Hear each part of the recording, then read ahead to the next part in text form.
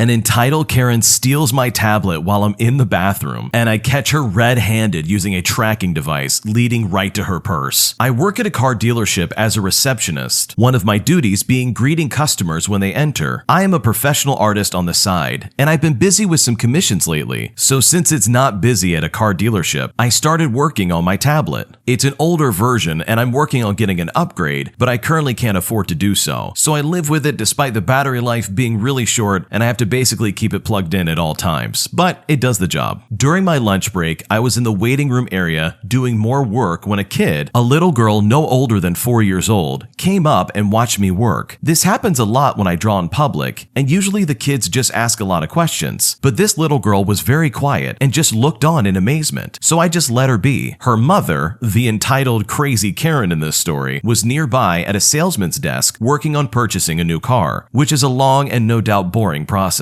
The salesman working with her walked away, which at my dealership they do every so often to retrieve paperwork, talk to the sales or finance managers, etc. She looks over at me and her kid and asks, "What are you looking at?" Her kid points at the screen and says, "She's painting puppies!" I was currently working on Twitch emotes of a streamer's dog. I sort of show my screen to the entitled Karen, and she then asks her kid if she wants to draw, which the girl excitedly said yes. I expected this entitled Karen to pull out a paper and pencils, or at least ask if I can get some for her too, but she just looked at me expectingly. When I realized she was waiting for me to hand her my tablet, I said, "Oh, she can't use mine, but I can get her a notepad and some pens," but apparently that wasn't good enough. This entitled Karen sighs and just says, "Just let her draw a little bit. I'm almost done here anyway," which I knew for a fact wasn't true. They were waiting on a bank approval for a loan, which can take anywhere between 5 to 30 minutes, and even then there's still so much more paperwork that she needs to do. I start to explain that this is part of my side work, and she just scoffs, saying I'm just doodling puppies, and that it was selfish that I wouldn't let her daughter doodle on my device. This poor little girl was just looking at her hands, looking quite embarrassed. I then pretended that my lunch was over and got up to spend the rest of my lunch at my desk. I couldn't see her behind a huge truck on display, but I can hear her grumble to her little daughter about who knows what. Whatever. I'll just pretend like I didn't hear anything so I don't mess up this sale for my coworker. Sometime later, nature called me and I got up to use the bathroom. I left my iPad on my seat so it will stay plugged in and put a notepad over it to try and cover it up somehow. My desk is a wide crescent shape with no drawers to keep my things safe, so this was the best I could do to somewhat hide it. I was in the restroom for no longer than 3 minutes, but when I got back, only my charger remained. My tablet and the digital pencil I was using to draw were gone. I looked over to the lady who had a large purse suspiciously in her lap now, instead of on the floor beside her chair like it was before. I was panicked because a lot of my work was on that tablet that I needed. I went to my sales manager and told him the situation. He told me he would take care of it, but to be patient for now. I went back to my desk full of anxiety and my stomach was doing backflips. My sales manager went to the desk where the entitled Karen was working out the deal for her car. They are far enough that I can hear their voices but not pinpoint what they're saying. But I did hear her eventually yell,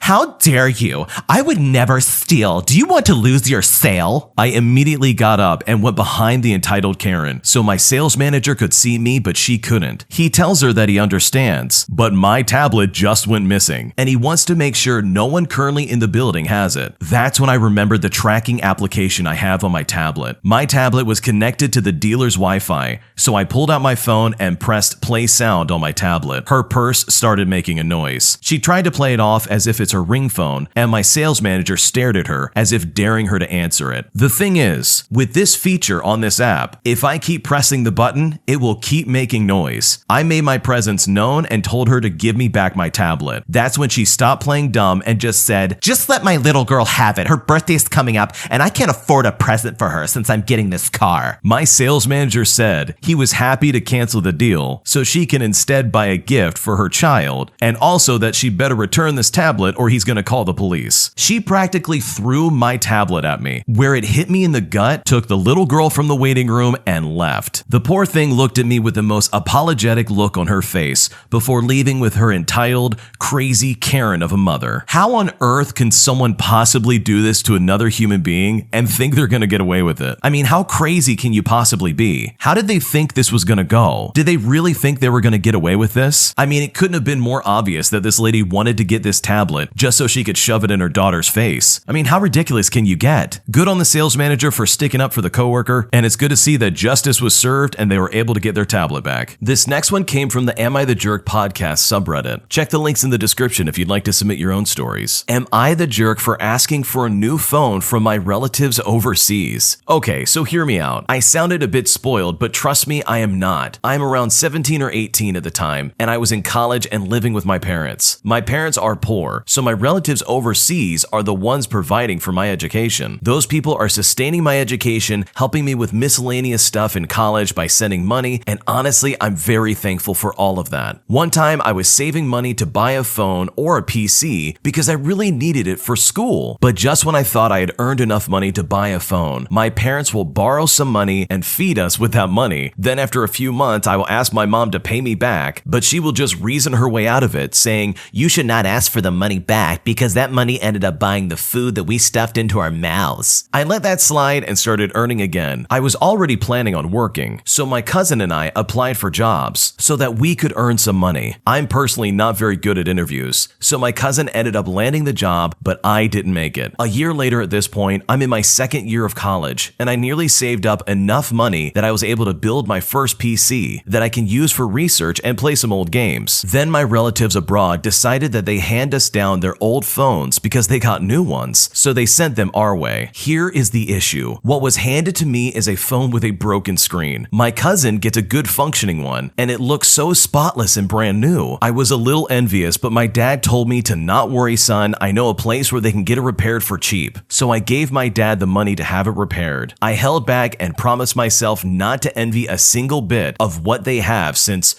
they got a brand new one while I spent money on mine just to make it usable. Throughout the years, they always hand me down a broken phone and my cousin gets the new phone. And I started to develop this habit of brushing off the envy, telling myself that what I have is better since I always work hard to get it. A few years later, I managed to finish college and landed a job that is better than my cousin's. I was able to earn good money, but I can't use the money to buy a phone yet since I need to pay rent and other bills. The company provided a work PC in my place in order to be able to work from home, and my current phone is already flickering and old. I was desperate enough to ask for a new phone since instead of planning and saving, I immediately sent my aunt a message saying, "Hey, it's been a while. I hope you're in good health. How's grandma?" With another follow-up message saying, "I've been meaning to ask you for a while. Can I ask for a new phone? Not the top of the line one, just a new usable phone." Right after an hour, she sent me a reply saying, "You are being ungrateful. At least appreciate what was given to you." I was a little shocked because I never said I didn't appreciate her. In fact, I was thankful that I managed to graduate and land a good job because of her help. So I replied saying that I'm not being ungrateful and I appreciate your efforts, that I'm able to finish my studies. I just wanted a functioning phone, not an expensive one, just the one I can use for my work. Now here I am thinking I could get her sympathy just because I said I need it for work. And I know I kind of sounded petty at this point because I'm desperate, but in the end, she never replied to the conversation, even though I know she saw it because her message icon showed up showing that she had seen it. So some months have passed by. I bought myself a phone without relying on my aunt. I did mention that the phone is essential to my work since I use it to keep the contacts of my boss, my coworkers, and other work-related stuffs. And I even managed to earn enough money to buy a fridge at my apartment. I ended up replacing my old PC, I bought a bed, and basically I was able to piece my life together slowly but surely. Sometime during the summer, my cousin visited my place and wanted me to back him up with his application since he wanted to apply for a job at my workplace. But I told him that the company requires an applicant to at least have a bachelor's degree or to at least have a 4-year course college graduation of some kind. And when I told him this, I was honestly very grateful for my studies since I had to work my way through college while he spent his years working and not going to college. I'm not saying he wasted his life away.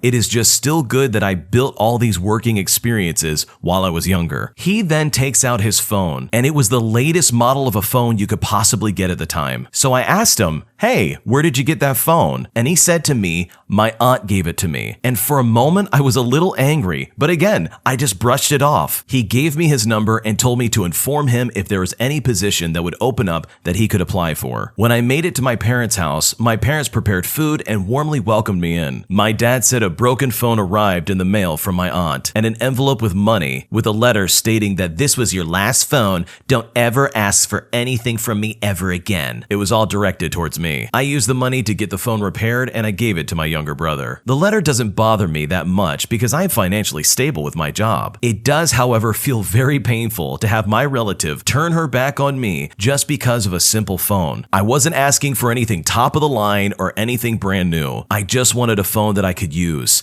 a phone that is not broken, and I really don't think that was much to ask. So am I the jerk for asking this of my relatives overseas? I don't think you're the jerk for asking for that. Clearly you're in a situation where you're relying on family overseas to help take care of you. But at the end of the day, you did learn quite a bit. I think you learned a valuable lesson that at the end of the day, if you want something, it's going to feel so much better if you work for it as opposed to if you just ask for it. Like sure, there's instant gratification in just being handed something new that you're like, hey, this is mine now. But when I've worked hard and saved up the money to buy that thing that I've been looking at for so long, it feels absolutely tremendously awesome to finally have it in my hands and know that I worked my butt off just to get it. And also, this gives you so much more independence away from your aunt. You clearly have true colors shining through with this lady. You don't need her. You can still have her in your life, obviously, but when it comes to money, you have a stable job. You can do whatever you like with your money. So good for this person for finally graduating away from hand-me-downs and broken phones. Because now at this point in their life, they can afford so much more, independent of what anyone else tries to give them. My best friend used me for their own benefit and is now spreading lies about me at work, and I don't know what to do about it. I became best friends with my coworker about a year ago. Now, she doesn't drive or have a license and lives about 40 minutes from me in total. So to help out, I've been giving her rides for quite a while now, and I'll even take her to some stores if she asks me. Here's the problem though. I have never gotten a collective of maybe $60 in gas money. I drive her home 1 to 3 times each week, and it takes quite a hit on my gas tank. Since gas prices have gone up, it costs me about $35 to $40 just to fill it up, and I only ask for $15, which is way less than what I should be asking for from her when I give her rides. Keep in mind, I live right next to my job, so I know it's not my own personal driving trips taking a hit on my gas. It is from taking my friend everywhere. Anytime I have asked for gas money, she tells me she'll send it to me when she gets home, but I never get the money even if I send a request, or she will only pay for it if I happen to go to the gas station with her. I literally have to hunt her down for the money that I deserve, despite her constantly complaining about Uber prices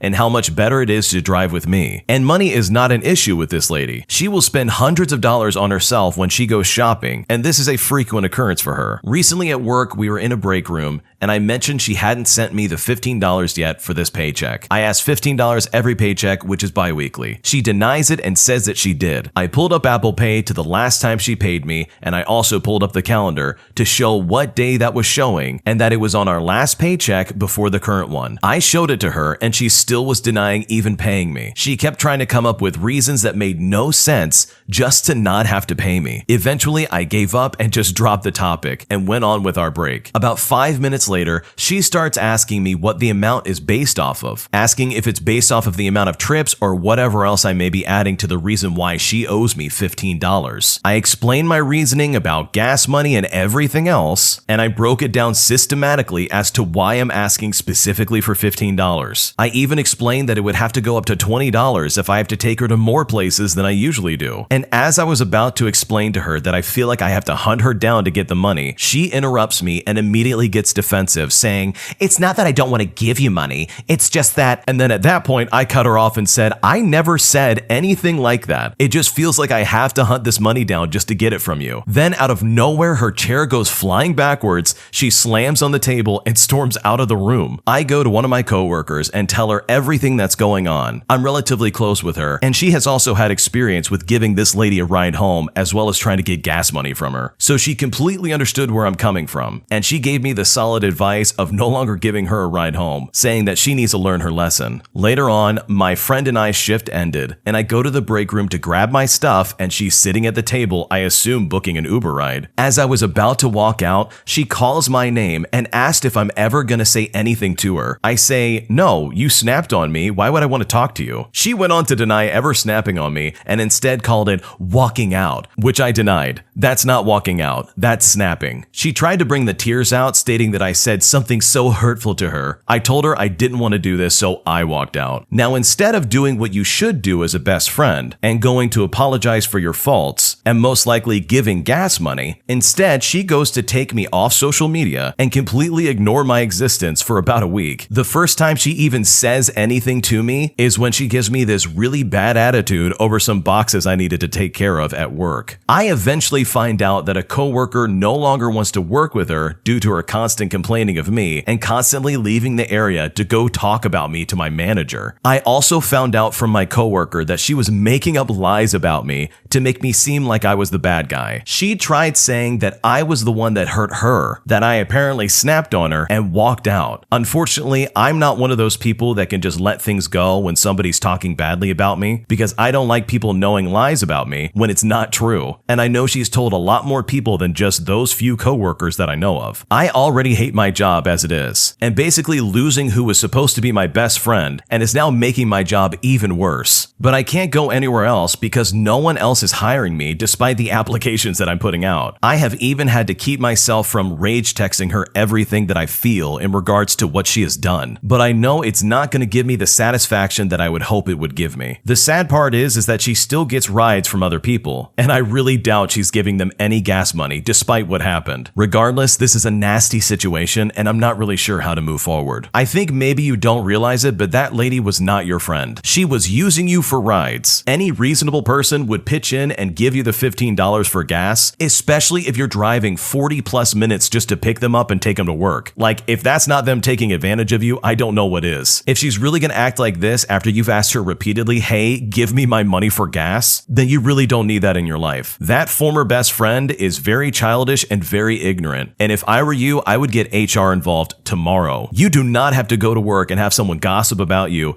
and treat you poorly and have to sit there and take it. That is workplace harassment. You don't have to put up with that for a second. And the fact that she's spreading false information about you and making up lies behind your back is a serious offense. You have rights as a worker and you absolutely don't have to take that. But regardless of what happens, regardless of if any kind of punishment goes her way, your best bet is to move forward without her because she was not a friend and she was only using you for rides. My wife is mad at me because I cried over a soccer match, but I didn't cry at our child being born. Yesterday, an important soccer match was played, which saw the team from my hometown victoriously involved, qualifying for the playoff final. Since we were out for dinner to celebrate my sister-in-law's birthday, in order to not be rude, I hid my mobile phone in the backpack under the table, and occasionally I would look at the results. I avoided cheering out loud out of respect for the whole table, but at the end of the game, the emotion was so big that I couldn't hold back the tears and I was moved. My wife immediately got mad and slapped me in the arm. She said that I didn't even cry when our child was born, and that I shouldn't be moved over a simple soccer game. I tried to explain to her that there's no point in comparing the two things, and that, of course, I love my family more than anything else. The reason why I cried is that I have been following this team since I was a kid, and my father and my grandfather used to take me to the stadium with them, so I was moved thinking that today they would be very proud of our team and of our city. In any case, my wife says that my behavior was very immature, and in her opinion, a family man should set a good example and not cry over these things. Also, I would like to take my children to the stadium to see the final, a historic event for our city that could be promoted to the highest category.